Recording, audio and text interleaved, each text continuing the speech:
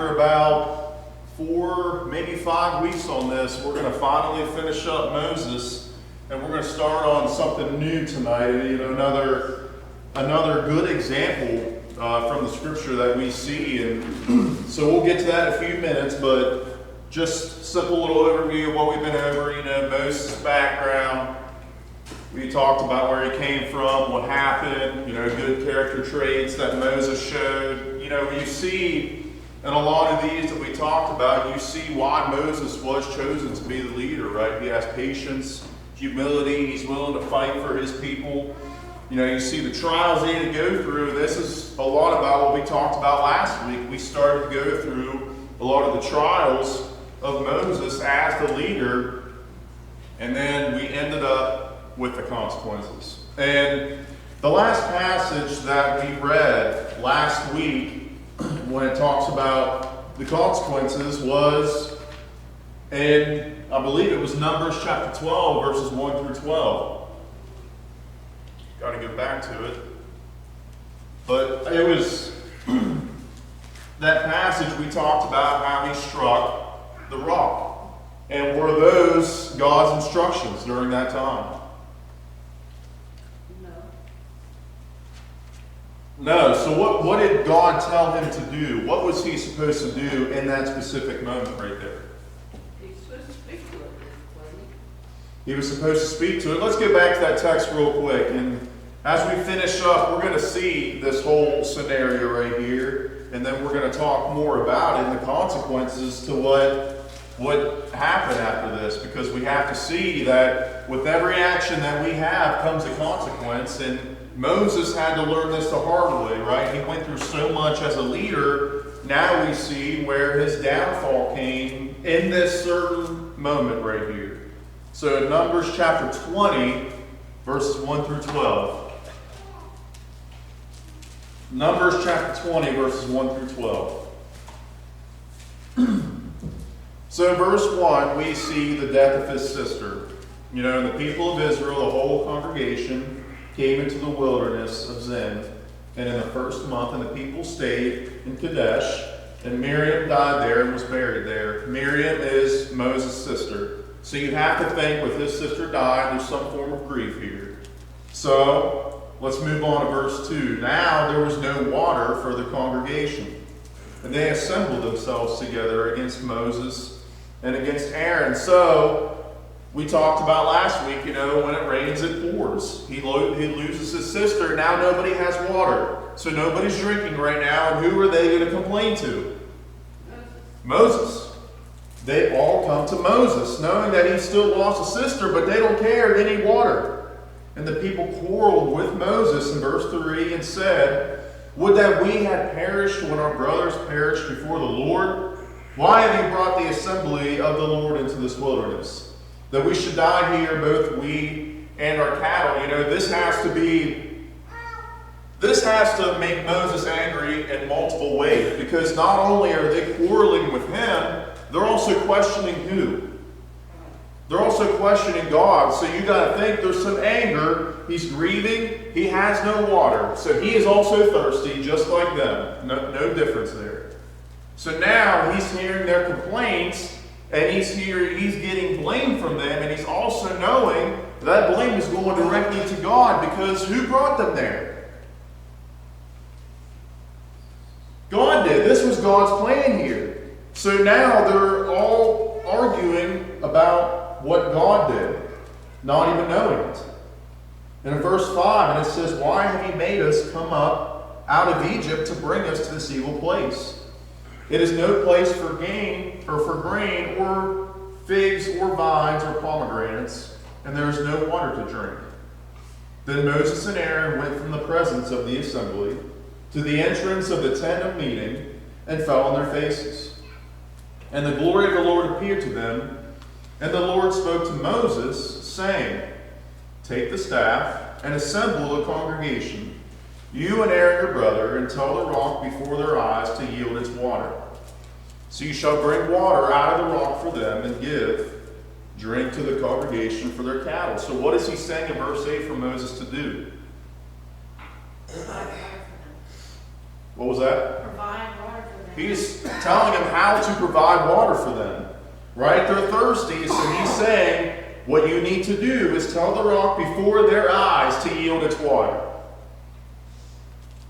So you shall bring water out of the rock for them and give drink.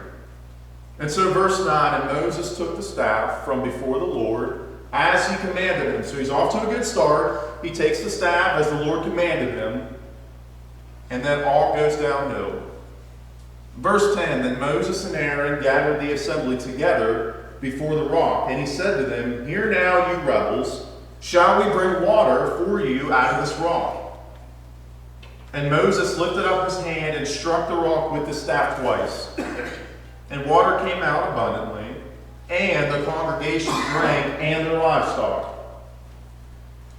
Verse 12, and the Lord said to Moses and Aaron, because you did not believe in me, to uphold me as holy in the eyes of the people of Israel, therefore you shall not bring this assembly into the land that I have given. He shows them immediately, for these actions, since you didn't believe in me, since you didn't listen to what I commanded you, there are going to be consequences. He tells them that immediately. So, what do you think, when this is all going on right now, what do you think is going on in Moses' mind? He's probably feeling all the emotions right here. So now, you go from grief, then you go from anger and lack of patience here. And so you go from that to being unfaithful in this moment to God. Right? He doesn't do what God commands him to do. So then he goes from that to, well, I'm going to strike it instead of speaking to it like God commanded. And now you got to think he's probably going to go back to grief. Because why? Why would he grieve after that, after God said that? Right. He messed up. And so now he realizes that he can't go into the land. Right? All that hard work, gone. But it's not God's fault. It's his own. He's the one who didn't listen. And when I think of this, I think of, you think of God and how proud he was of Moses. And you see further, even in the New Testament, how he speaks about Moses being a good example from his faithfulness. It even says that when Miriam and Aaron are going through with Moses about who he married. Right? He's talking about how Moses is faithful. So this is just basically a lesson moment for Moses. God's still proud of him, but what do you have to do as a parent to your child when they mess up? You have to show that there's going to be consequences for negative actions. And this is what God is showing him right here. He shows him, listen, this is what Moses wanted this whole time, was to enter that land. And he's showing him, because he didn't have faith in what God said, he has to show Moses that there are consequences. That has to happen. And this showed all the people what would happen. If it happened to Moses, it'll happen to you. Yeah, you think this is not only a lesson for Moses here, but as you said, this has to be a lesson for everybody. They have to see, right, this is their leader here, and if something's going to happen to him for negative consequences, what's going to happen to us? So that's showing the people right there who God is, and nobody is going to be left unpunished for negative actions. Everybody's going to have a consequence for this. So this is not only, if you think about it, it's not only a lesson to Moses, it's a lesson to all the people. So now we move on to the consequences. And let's go to Deuteronomy chapter 3. Deuteronomy chapter 3, verses 23 through 28. Deuteronomy 3, 23 through 28. And you see right in this text, you see how Moses, it's like a kid, once you tell them they can't have something, it's like, Dad, please, Mom, please, can I still have this? And you have to show them, no, I told you, if you didn't listen to me, this is what would happen. Same thing is happening here with Moses being forbidden to enter the land. Deuteronomy 3, 23 through 28. It says in verse 23, and I pleaded with the Lord at that time, saying, O Lord God, You have only begun to show your servants your greatness and your mighty hand. For what God is there in heaven or on earth who can do such works and mighty acts as yours? What do you think Moses is doing right here? You got to think of how much praise he's showing to him. So then let's keep going about this and see where this is leading to. So in verse 25 it says, please let me go over and see the good land beyond the Jordan, that good hill country in Lebanon. So let's pause this for a second.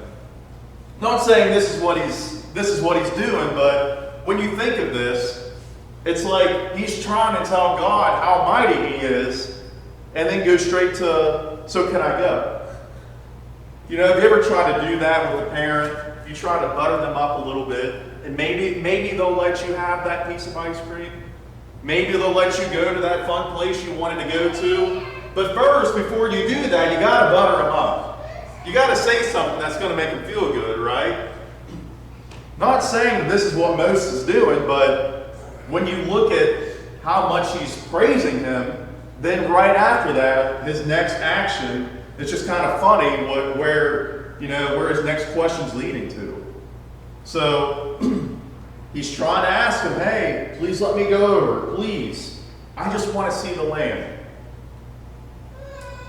And it says in verse 26, but the Lord was angry with me because of you and would not listen to me. And the Lord said to me, enough from you, do not speak to me of this matter again. So what is God showing once again?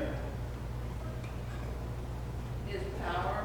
He's showing his power, and he's also showing that he's not changing his mind. When God said something, it's set in stone.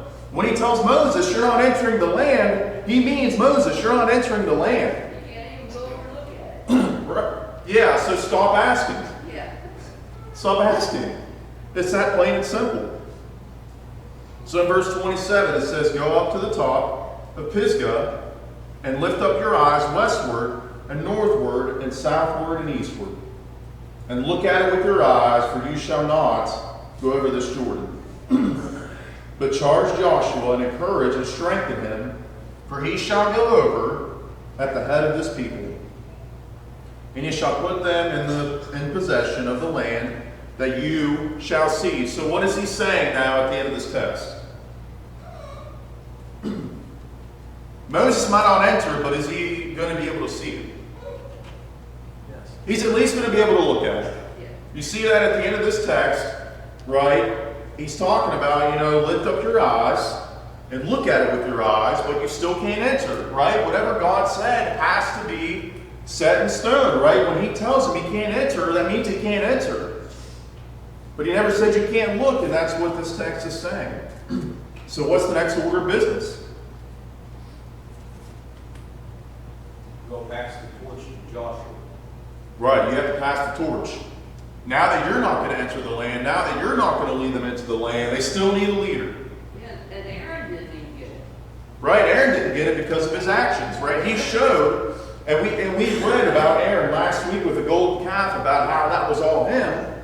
Not all of it was him, but he was a good reason for it.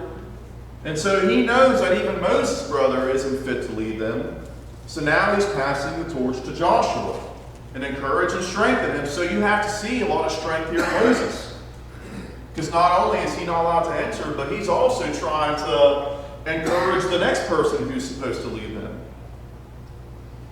Think about Paul when he implored God 3 times to remove his thorn in the flesh, whatever that was.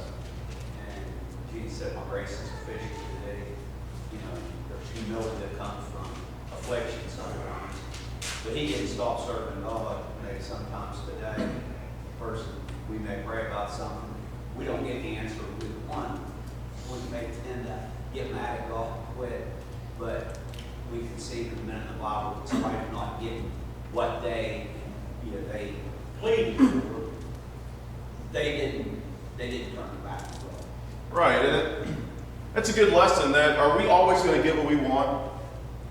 That's what us, when we're at Warman trying to teach the kids, right? When we're trying to teach them life skills, we always tell them, listen, you're not going to always get what you want. So if something doesn't go your way, that doesn't mean that you can act whatever way you want to. That doesn't mean you can act out, right? That means that you're still to follow the rules, even if you don't get your way.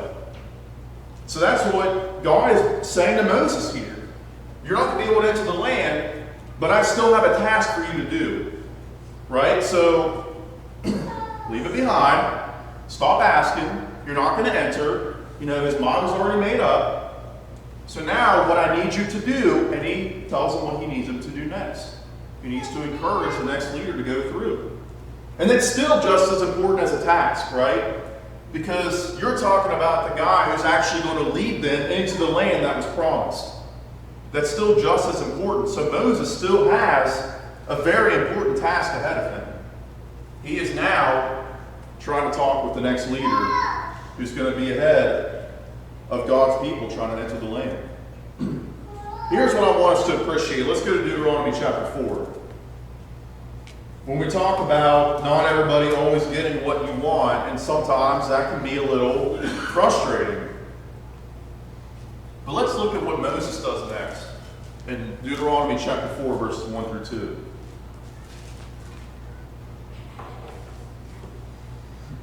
Deuteronomy 4, 1 through 2. And now, O Israel, listen to the statutes and the rules that I am teaching you, and do them, that you may live and go in and take the possession of the land of the Lord, that the Lord, the God of your fathers, has given you. You shall not add to the word that I command you, or take away from it, that you may keep the commandments of the Lord, your God, that I command you. Moses had a choice. When God told him that he was not allowed to go into the land, he had a choice. He could have threw a fit, or he could have done what he just did. What did he just do with this text? He worked hard to teach them what they needed to do to be successful in what God wanted them to do. Right, so you see Moses, like I said, he could have threw a fit. You know, he didn't get his way. Yet in Deuteronomy 4, 1 through 2, he's still commanding the people to obey God. Right? You shall not add to the word that I command you, nor take away from it, that you may keep the commandments of the Lord, your God, that I command you. Right? You have to at least appreciate that about Moses. Right? Things didn't go his way, yet he's still trying to teach people to listen to God's commandments and do them. He's still trying to enforce God's rules onto the people. And so, like I said, Moses had a choice right after that, and he chose to still obey God even after he didn't get his way. That's the final thing, that's the final lesson from us through this that Moses gives us, is not everything's going to be our way. Our actions, it wasn't God's fault that he didn't enter, it was his. He knew how bad it felt to get that taken away, and he didn't want that for those people. Yeah, and you look at it from Moses' perspective. This is a guy who, even though he didn't enter the land, this is still somebody who was extremely faithful. So he knew, and this was very important to him, and if it wasn't, he wouldn't have gone back to where he thought he was going to get killed. He wouldn't have led those people out. He wouldn't have gone all through what he did if this wasn't important to him. So you got to think this was the most heartbreaking thing that could have happened to him. But he also realized this was his fault. Those were his actions with the rock. Those were his actions to take credit for it instead of saying, this is what God brings you. He said, this is what we give you. So he took the credit. He struck the rock when God told him to speak. He knew it was his fault, but yet he was still trying to teach people, and he didn't want other people to fall down that same path he did. And it's honestly, you have to respect Moses for continuing God's work. You think about the church today, it's like a body. Different people function in different ways. And it's never a competition. But I mean, like with Moses and Joshua, led the competition, that would, the bigger picture was, is God's will going to be accomplished? That's what it's about. It's about God's will being accomplished. And if you look at it today, somebody may preach for 50 weeks out here, in 2 weeks somebody comes in and holds a gospel meeting, somebody obeys the gospel when that, preacher in there holding a gospel meeting or something, well, what's the point? Well, you never obeyed, all these on invitation boys. It's not about that. It's like a soul was saved. And I think that, like I said, Moses was able to see that those people were to enter the promised land, and God's will was way more than his pride, because in the past in our own country, there's been people who achieved great things and never really got the credit. Sometimes years later, Nikola Tesla actually come up with a way to have alternating current instead of DC current. But basically, Edison got most of the credit for that. And it's just years later when you start peeling back the layers, you see that somebody basically accomplished this great thing, but somebody else came along and kind of took the credit for it. And pride, once you have the credit, you want to see something through, and you want to be the person that maybe put the icing on the cake in the end. But Moses didn't do that. Like I said, I think the lesson today is it doesn't matter how God's will is accomplished, as long as it's within the confines of the Word. But it's not about any one man achieving great things. Jesus already achieved great things. Right, it's not about us. And like you said, Moses shows his humility. He could have easily gotten jealous and said, well, he's just going to finish what I started, so I'm not going to encourage him because I don't get to enter the land. So why would I encourage the next leader when that was supposed to be me? Yet, he knew that it wasn't about him. He also knew that that was because of him, that he wasn't able to enter. But he also knew that the bigger picture was this was God's plan, not his. So he had to still abide by that, and he didn't allow pride to get in the way. He still let the job get finished, and he still encouraged the next guy who was going to lead them into the promised land. When Aaron was confronted, he made excuses. He made excuses and blamed others more or less. Where Moses is confronted, he's given a big task here. It makes you wonder how much strife he could have stirred up. Well, I'm not going to get to go, He could have stirred up a lot of strife there among a large group of people, but yet he was the strength, the encouragement. It makes you wonder, it makes me think about our final judgment will face. Are we going to hear, well done, that good and faithful servant, or I know you not? And I was doing a lot of thinking last week with, there was a question that with a lot of the brothers being struck, why wasn't Aaron one of them? And I also wonder too, with him not being chosen as the next leader, do you think that was also a message itself? Do you think that could have been a message to say, hey, I'm not going to even let Moses' brother lead us in because he's not a true leader and he's not going to enter either? So do you think that was a message saying even the guy who's been in charge this whole time of God's people and his brother both aren't entering? And I think that was a message itself right there. Maybe that's why he didn't kill him off, was because he wanted to show, there's always a plan. And we know that with God is that nothing is at fault and nothing is going to go unperfect with God, right? When it's his plan. And so maybe we can always speculate and say, hey, why did this happen? Why didn't that happen? And that's just something I kept thinking about when we were reading about the next leader and, him appointing Joshua is he knew that Aaron was unfit to lead because he was the one making excuses for all of his actions. And so maybe that was also a message saying not only is Aaron not going to do it, but his brother's not going to do it either. So do we have any questions or concerns or comments before we move on to Job? You think about Moses being on the Mount of Transfiguration. So it wasn't like God quit using. You can see even after his physical life going, God continued using. You think about Peter. He denied Christ. Okay, later on he wouldn't have anything to do with the Gentiles and the Jews come around. After preaching, there was no difference himself.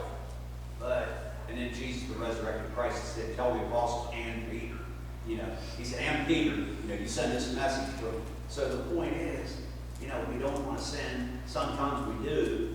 And we got to balance having godly sorrow with not being so caught up in it that we think, well, God can't use us anymore.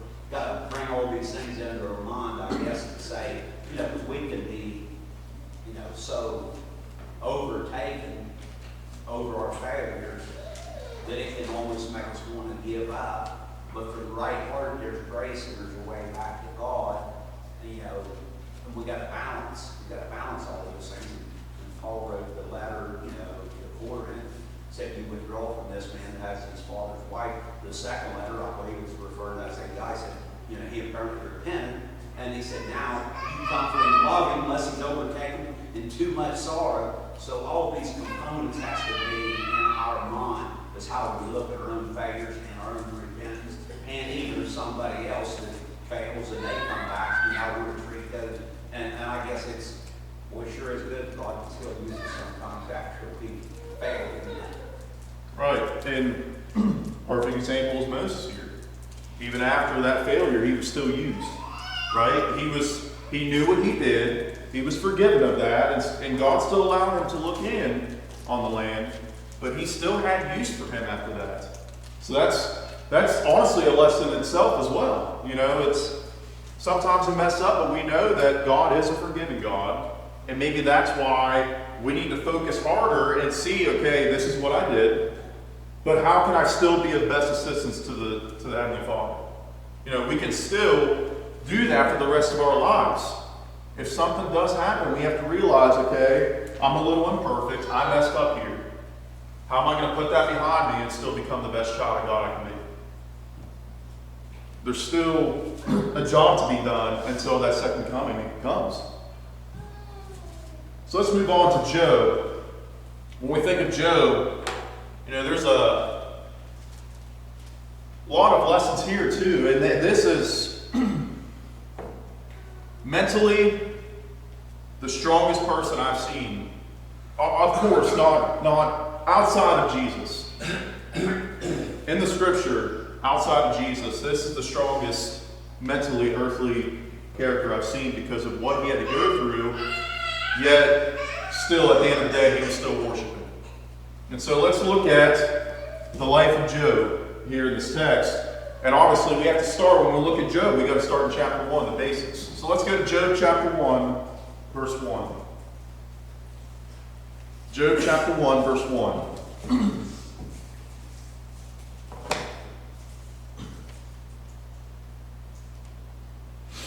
In Job 1, verse 1, it says, "There was a man in the land of Uz, whose name was Job. And that man was blameless and upright, one who feared God and turned away from evil. There were born to him 7 sons and 3 daughters.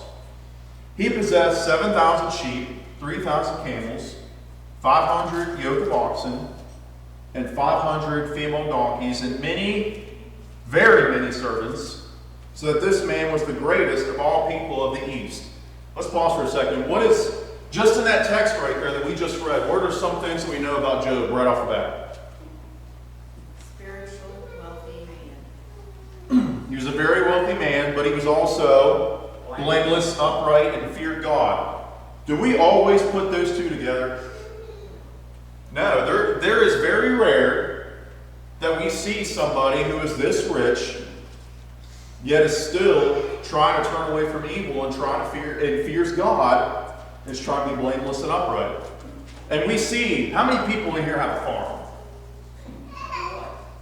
farm? How many people in here have a farm? Could you imagine on that farm how wealthy you have to be to have 7,000 sheep, 3,000 camels? You have to have someplace to put all those animals to. Right. He had to have some place, so there's a lot of land. Also, 500 yoke of oxen, 500 female donkeys. That's just female donkeys, not overall donkeys. So it just gives you a description of how wealthy he was, yet he still was trying to please God. So without you take away what's about to happen to Job, right there is honestly commendable itself, because that's even hard to do. You see that all throughout Scripture. So he was greatest of all the people in the East. Verse 4, "And his sons used to go and hold a feast in the house of each one on his day. And they would send an invite, and invite their 3 sisters to eat and drink with them. And when the days of the feast had run their course, Job would send and consecrate them, and he would rise early in the morning and offer burnt offerings according to the number of them all. For Job said, "It may be that my children have sinned and cursed God in their hearts." Thus Job did continually. What's Job trying to do here? How have his kids sinned? Why is he offering up these burnt offerings according to the number? What's going on? To save his children. What are his children doing? They're sinning. They're sinning, right? They hold the feast in their house and they do what? They eat and drink with them. Yep. So, Even they went and got their sisters and brought them. right, they even brought their sisters. So it wasn't just the boys, it was all of his children. And the sisters came. And the sisters came, right, and then on the days of the feast. So how often were these feasts? So it says his sons used to go and hold a feast in the house of each one on his day. So we see the feast, and we see that when this feast happens, he has to offer burnt offerings because there's sin going on. So he is trying to please God. So thus did Job continually. So if he's doing it continually, it means it has to happen at least more than once. So this has happened multiple times. So, other than his children sinning, when you see the wealth, when you see how good he is with serving God, what you have to think, what can possibly go wrong? Job has everything. He has everything. He is trying to worship God. So he is trying to get to that place spiritually into heaven, and on earth he has all these riches. So this is what leads to the next. And in verse 6, let's read verses 6 through 12. So it says in verse 6 of Job chapter 1, "Now there was a day when the sons of God came to present themselves before the Lord, and Satan also came among them. The Lord said to Satan, 'From where have you come?' Satan answered the Lord and said, 'From going to and fro on the earth, and from walking up and down on it.' And the Lord said to Satan, 'Have you considered my servant Job, that there is none like him on the earth, a blameless and upright man, who fears God and turns away from evil?'" High praise here. He's telling Satan about one of his best men. He is constantly bragging in this text about Job, a blameless and upright man. He's bragging to Satan, saying, "Here is who is worshiping me right now." Then Satan answered the Lord and said, "Does Job fear God for no reason? Have you put a hedge around him and his house, and all that he has on every side? You have blessed the work of his hands, and his possessions have increased in the land. But stretch out your hand and touch all that he has, and he will curse you to your face." Let's pause for a second. God's saying, look at this man, look at Job, look what he's doing for me. And Satan says, take away all those riches, and what do you have? You take away everything that he has on earth, and he is not going to worship you anymore. So now we got, obviously Satan is not wanted. So there has to be some frustration already. So now the Lord is bragging about one of his servants. And now Satan not only shows up, but he shows up in Satan fashion. Right? He has to test him. He has to tell him about his servant. And not in a good way. And so he said the Lord to Satan, "Behold all that he has in your hand. Only against him do not stretch out your hand." So Satan went out from the presence of the Lord. Now, when I was in high school, a lot of people would ask me when they saw this text, they would say, why would God do that to Job? And I would always respond, that's not God doing that to Job. I fully believe that's God showing Satan, because God knows what's going to happen. God is showing Satan, no matter what you take away from him, he's still going to worship you. He knows that. But Satan has to know that. It's like he always has to prove something to Satan. Because Satan will, here's what Satan does. He gets in everybody's heads. He tries to do his work and tries to do everything against the Lord. So now here's a time to where he thinks that he can tempt Job enough with trials that he's going to turn away from the Lord. So it's now becoming a messy situation. And that's a good place to start. So next week we're going to talk a little bit more about this and talk about the testing of Job and what the results are. But I appreciate everybody for their comments and concerns. And Lord willing, look forward to another study next Wednesday evening.